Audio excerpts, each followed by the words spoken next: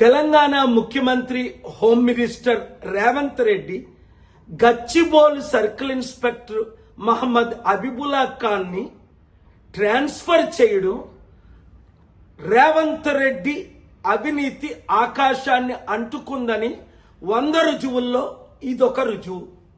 ఆయన చేసిన తప్పేంటి?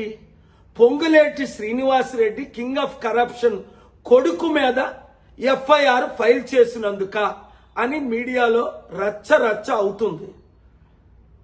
నేను గత శుక్రవారం ఆనరబుల్ తెలంగాణ హైకోర్టులో కూడా ఇది పలికా. ఈ ఉదాహరణ చూపించాను. 9,292 ఎకరాలు 6 లక్షల కోట్లు విలువైన డీల్స్ కి బినామీకి ఇస్తున్నారని పొంగులేటి శ్రీనివాసరెడ్డి కొడుకే దానికి ఉదాహరణ అని, అవినీతి జరుగుతుందంటే పొంగులేటి శ్రీనివాసరెడ్డిని రాజీనామా డిమాండ్ చేయవలసింది బదులు ఒక హోమ్ మినిస్టర్గా రేవంత్ రెడ్డి ఆయన శంకనేసుకుంటూ వస్తూ కళ్ళు నెత్తి మీదకొచ్చి అవినీతికి కింగ్ ఆఫ్ గా మారిపోయాడు రేవంత్ రెడ్డి.